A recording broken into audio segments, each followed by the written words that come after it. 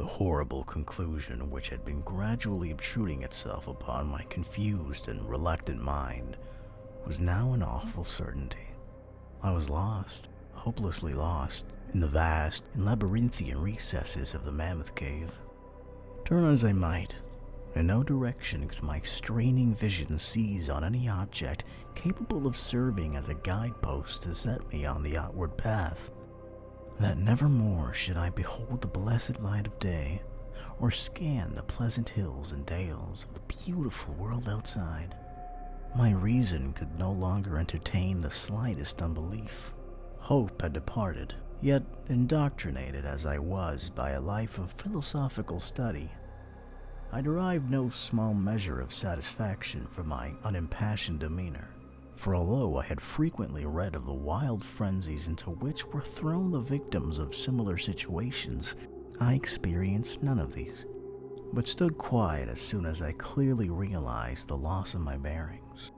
Nor did the thought that I had probably wandered beyond the utmost limits of an ordinary search cause me to abandon my composure even for a moment. If I must die, I reflected, then was this terrible yet majestic cavern as welcome a sepulture as that which any churchyard might afford, a conception which carried with it more of tranquility than of despair. Starving would prove my ultimate fate. Of this I was certain. Some, I knew, had gone mad under circumstances such as these, but I felt that this end would not be mine. My disaster was the result of no fault save my own. Since, unbeknown to the guide, I had separated myself from the regular party of sightseers, and, wandering for over an hour in forbidden avenues of the cave, had found myself unable to retrace the devious windings which I had pursued since forsaking my companions. Already my torch had begun to expire. Soon I would be enveloped by the total and almost palpable blackness of the bowels of the earth. As I stood in the waning, unsteady light, I idly wondered over the exact circumstances of my coming end. I remembered the accounts which I had heard of the colony of consumptives who, taking their residence in this gigantic grotto to find health from the apparently salubrious air of the underground world, with its steady, uniform temperature, pure air, and a peaceful quiet, had found instead death in strange and ghastly form. I had seen the sad remains of their ill-made cottages as I passed them by with a party, and had wondered what unnatural influence a long sojourn in this immense and silent cavern would exert upon one as healthy and as vigorous as I. Now, I grimly told myself, my opportunity for settling this point had arrived, provided that want of food should not bring me too speedy a departure from this life.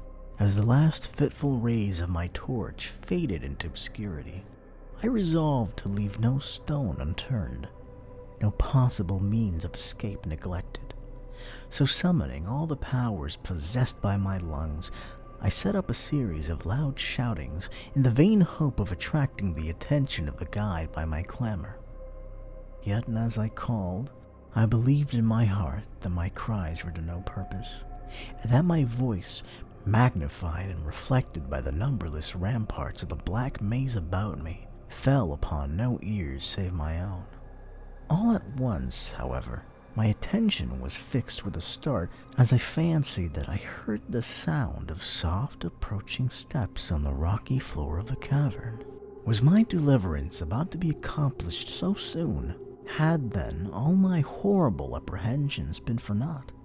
And was the guide, having marked my unwarranted absence from the party, following my course and seeking me out in this limestone labyrinth? Whilst these joyful queries arose in my brain, I was on the point of renewing my cries in order that my discovery might come the sooner, when in an instant my delight was turned to horror as I listened, for my ever-acute ear, now sharpened in even greater degree by the complete silence of the cave, bore to my benumbed understanding the unexpected and dreadful knowledge that these footfalls were not like those of any mortal men. In the unearthly stillness of this subterranean region, the tread of the booted guide would have sounded like a series of sharp and incisive blows. These impacts were soft and stealthy, as of the padded paws of some feline.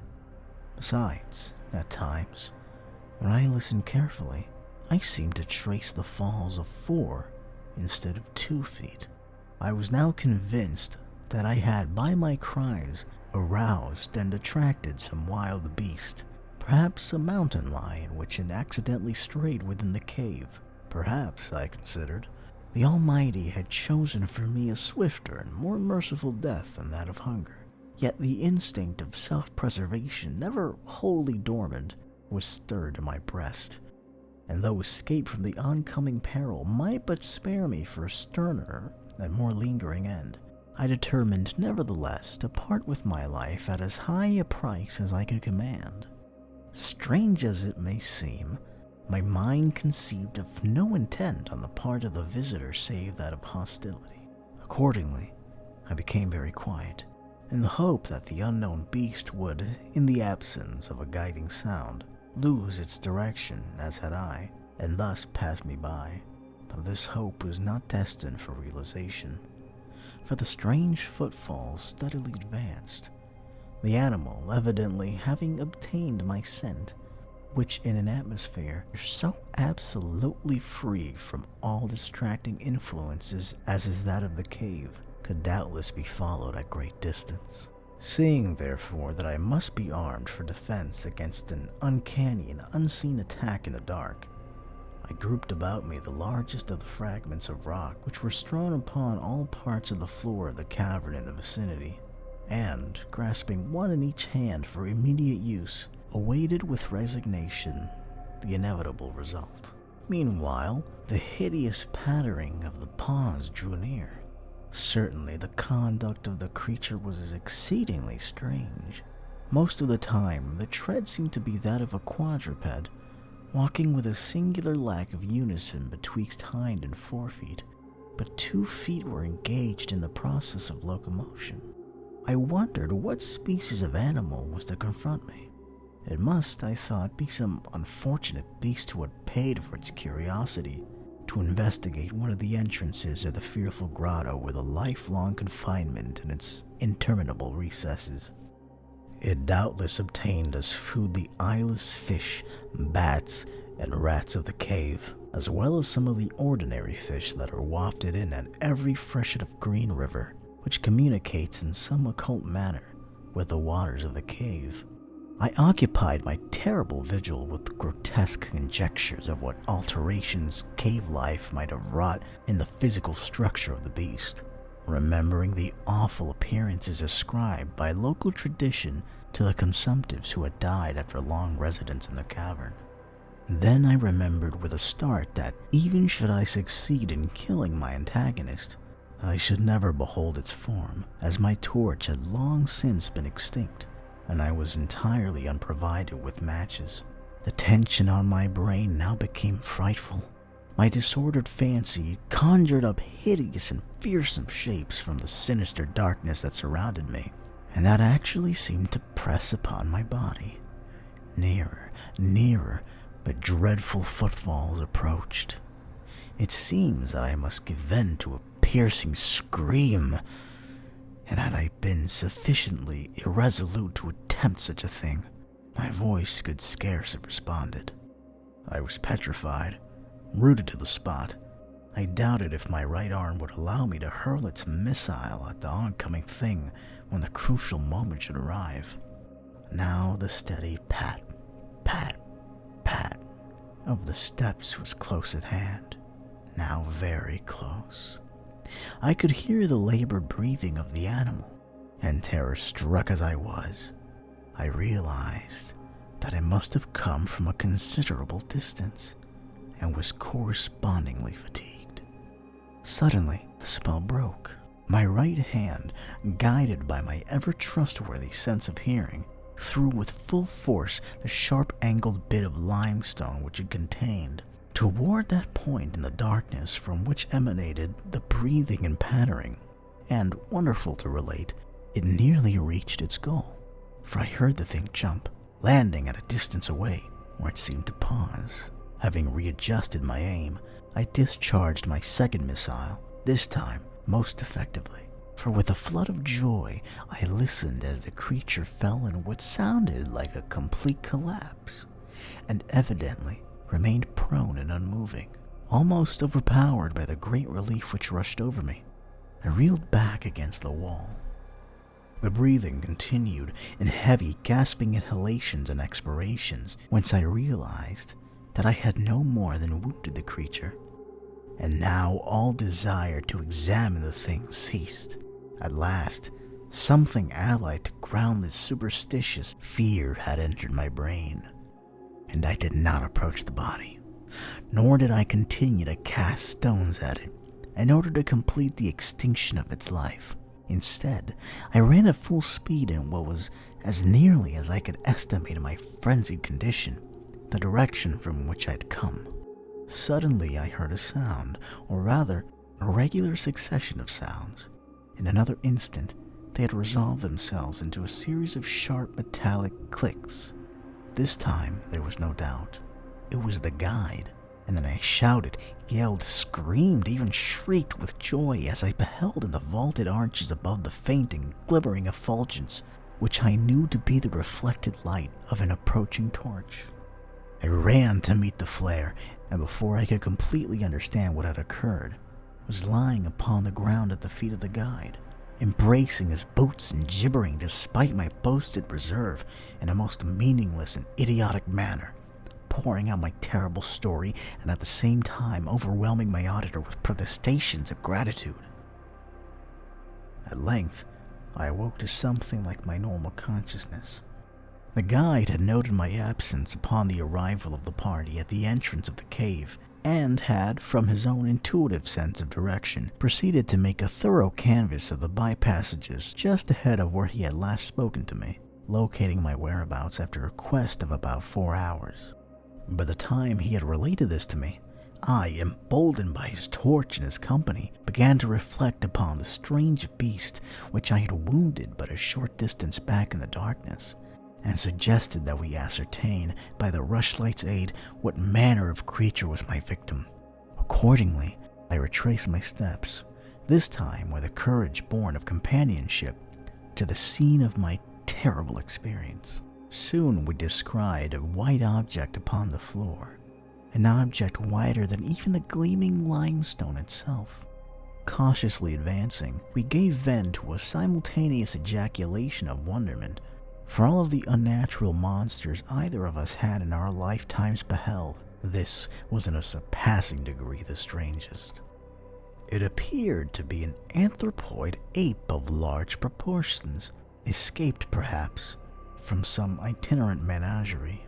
Its hair was snow white, a thing due no doubt to the bleaching action of a long existence within the inky confines of the cave. But it was also surprisingly thin, being indeed largely absent save on the head, where it was of such length and abundance that it fell over the shoulders in considerable profusion. The face was turned away from us, as the creature lay almost directly upon it. The inclination of the limbs was very singular, explaining, however, the alternation in their use which I had before noted, whereby the beast used sometimes all 4, and on other occasions but 2 for its progress. From the tips of the fingers or toes, long nail-like claws extended. The hands or feet were not prehensile, a fact that I ascribed to that long residence in the cave which, as I before mentioned, seemed evident from the all-pervading and almost unhealthy whiteness so characteristic of the whole anatomy. No tail seemed to be present. The respiration had now grown very feeble, and the guide had drawn his pistol with the evident intent of dispatching the creature, when a sudden sound emitted by the latter caused the weapon to fall unused. The sound was of a nature difficult to describe. It was not like the normal note of any known species of simian, and I wondered if this unnatural quality were not the result of a long-continued and complete silence, broken by the sensations produced by the advent of light, a thing which the beast could not have seen since its first entrance into the cave. The sound, which I might feebly attempt to classify as a kind of deep-toned chattering, was faintly continued. All at once, a fleeting spasm of energy seemed to pass through the frame of the beast. The paws went through a convulsive motion, and the limbs contracted. With a jerk, the white body rolled over so that its face was turned in our direction. For a moment, I was so struck with horror at the eyes thus revealed that I noted nothing else. They were black, those eyes deep jetty black, in hideous contrast to the snow-white hair and flesh. Like those of other cave denizens, they were deeply sunken in their orbits, and were entirely destitute of iris. As I looked more closely, I saw that they were set in a face less prognathous than that of the average ape, and infinitely more hairy. The nose was quite distinct. As we gazed upon the uncanny sight presented to our vision, the thick lips opened, and several sounds issued from them, after which the thing relaxed in death. The guide clutched my coat sleeve and trembled so violently that the light shook fitfully, casting weird, moving shadows on the walls above us. I made no motion, but stood rigidly still, my horrified eyes fixed upon the floor ahead. Then fear left, and wonder, awe, compassion, and reverence succeeded in its place, for the sounds uttered by the stricken figure that lay stretched out on the limestone had told us the awesome truth. The creature I had killed, the strange beast of the unfathomed cave, was, or had at one time been, a man.